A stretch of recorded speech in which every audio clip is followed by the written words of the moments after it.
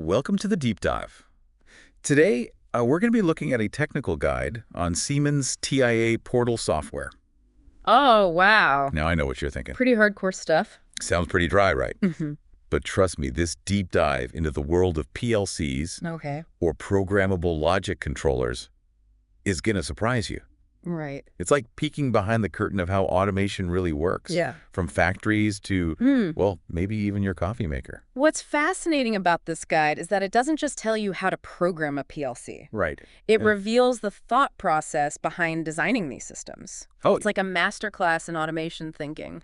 Okay, so first things first. Yeah. What exactly is a PLC?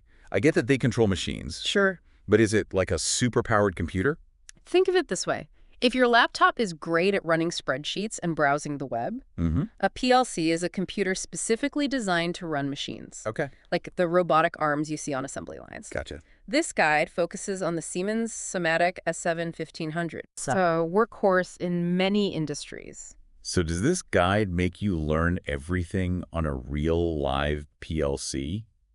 That sounds a bit intense. Actually, it's quite clever. Okay. They use a digital twin, Uh-huh. which is essentially a virtual version of the S7 1500 right inside the software. Well, It's like a flight simulator for automation engineers. wait, a simulator? Yeah. Why not just program the real thing? Well, imagine testing your program on a real production line and accidentally making a robotic arm go haywire. Oh, yeah. The digital twin lets you experiment and refine your program safely Yeah. before you unleash it in the real world. That's smart. The guide emphasizes the importance of this for troubleshooting and preventing costly downtime. Right. That makes a lot of sense. Yeah. But how do you even start telling a machine what to do? Right. It's not like you can just hand it a to-do list. Machines don't speak our language. Yeah. That's where these input and output addresses come in. Okay. They're like the translators between the physical world and the PLC's digital brain. For instance, Persian 0.0 might be the address for a sensor that detects if a bottle is full,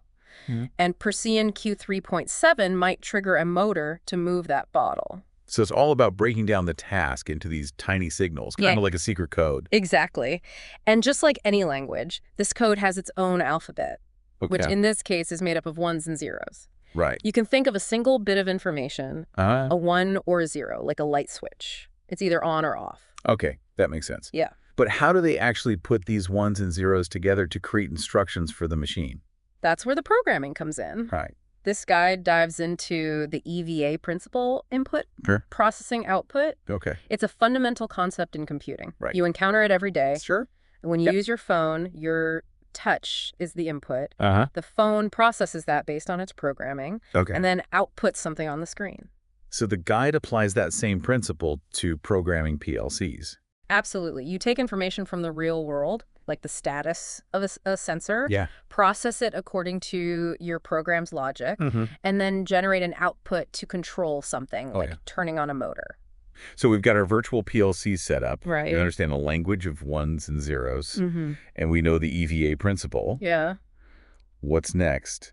Do we start writing code? You could, but this guide actually introduces a really cool visual way to design the logic of your program first. Okay. It's called GraphSet, Got it. and it's like a flow chart for machines. I love visuals.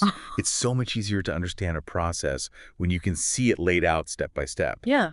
But doesn't that mean learning a whole new language? Well, the guide uses the Siemens GRAPH language, Okay. which is based on this GraphSet concept. Gotcha. And you know what's funny? What? They point out that PLC jargon sometimes reinvents terms that already exist in computer science. Oh, I bet. It's like they wanted to make it sound extra complicated. It can feel that way sometimes. Yeah. But ultimately, the goal is to create a system that's clear and efficient for programming these complex machines. Right. So we've got our program visually laid out in this GRAPH language. Right. Now what? Now it's time to translate that visual design into actual code that the PLC can understand. And this guide goes into detail about how to do just that using TIA Portal. So it's like we're learning to speak the secret language of machines. Exactly. Wow. And once you know the language, you can start creating some pretty incredible things. This is way cooler than I thought it would be. Yeah. I'm already starting to imagine all the ways PLCs are used in everyday life.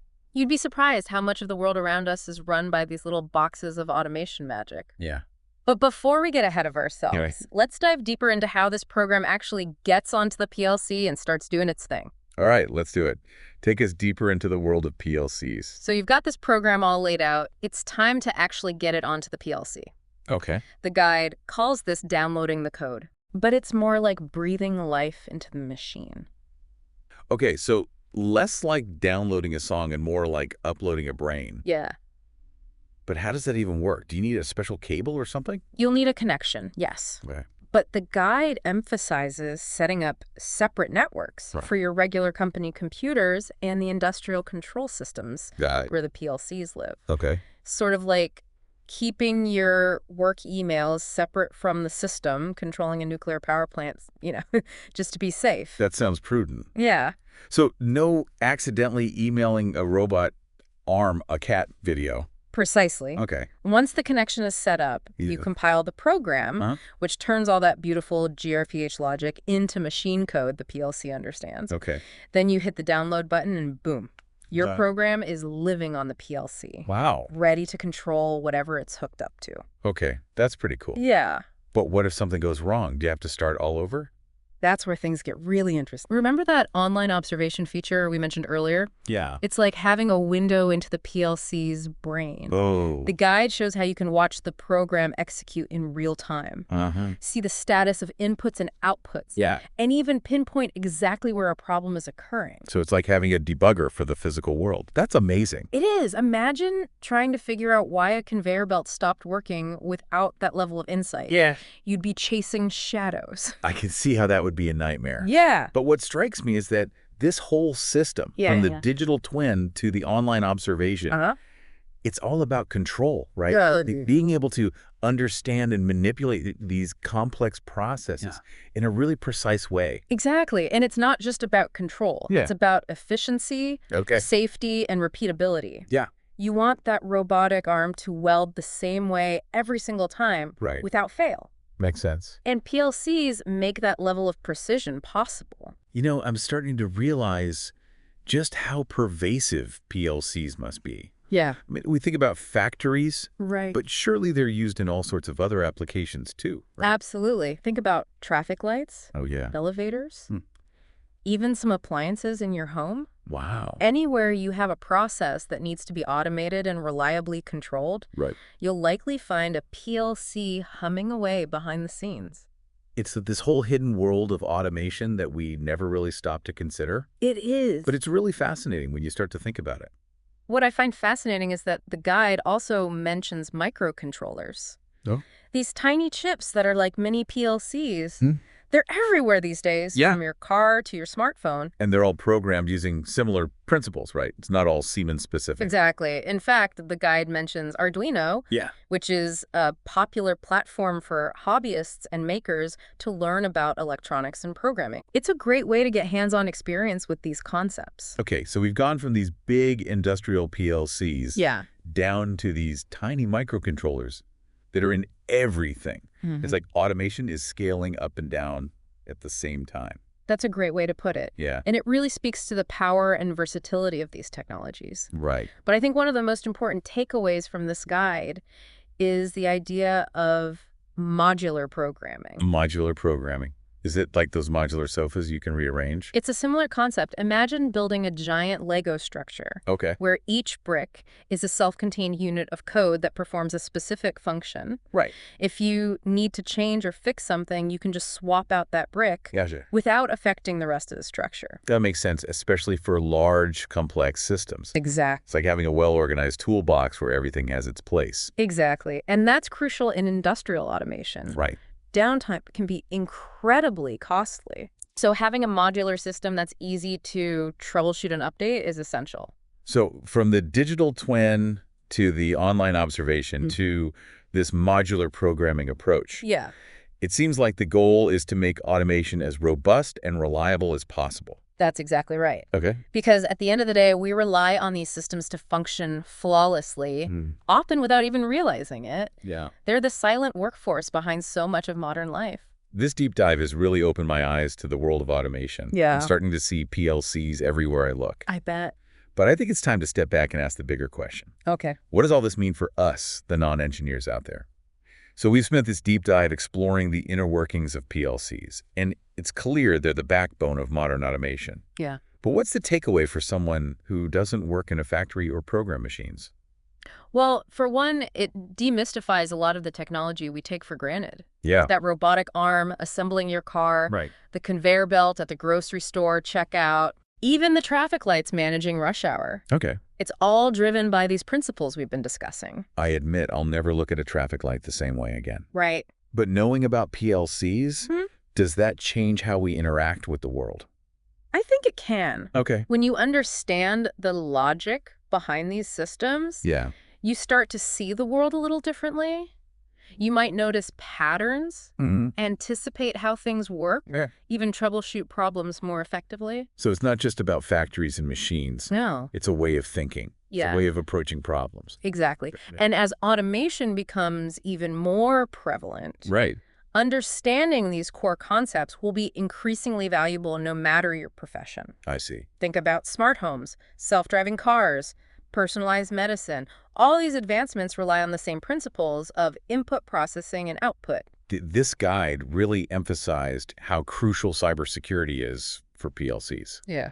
I hadn't even considered that before. It's a huge concern. As these systems become more interconnected, they also become more vulnerable. Right. The guide's point about keeping industrial networks separate is just the tip of the iceberg. We need to be thinking about security at every level of the design and implementation process. That's a bit sobering. Sure. But it also underscores how important this field is becoming. Right. It's not just about technical skills, it's about responsibility ethics and ensuring these systems are used for good. Absolutely. Yeah. And that's why resources like this guide are so valuable. Okay. They not only teach the technical how-to, but also provide a framework for thinking about the broader implications of automation. So if someone listening is thinking, hey, this automation stuff sounds pretty cool, where should they even start? Well, this Siemens guide is a great starting point, even if you're not an engineer. Right. It lays out the fundamentals in a surprisingly accessible way. Right. But for a more hands-on approach, I'd recommend checking out the Arduino platform. Oh, yeah. The guide mentioned Arduino as a way to experiment with microcontrollers. It's like a gateway drug to automation. Exactly. Yeah. It's a fantastic way to learn by doing build fun projects and get a taste of what's possible in this field. This deep dive has been a real eye-opener. Yeah. I started thinking it'd be all dry technical details, Right. but it's turned out to be surprisingly thought-provoking. That's the beauty of knowledge, isn't it? Yeah. It has a way of expanding your perspective and opening up new avenues of curiosity. Well said. Yeah. So as we wrap up, what's the one thing you hope listeners take away from this deep dive? I hope they come away with a newfound appreciation for the hidden world of automation that surrounds us. Okay. Challenge yourself to look for PLCs and microcontrollers in your daily life. You'll be amazed at where you find them. I know I will. And who knows, maybe this deep dive will inspire some future automation engineers out there. I hope so. Thanks for joining us on this journey. Until next time, keep exploring, keep learning, and keep asking questions.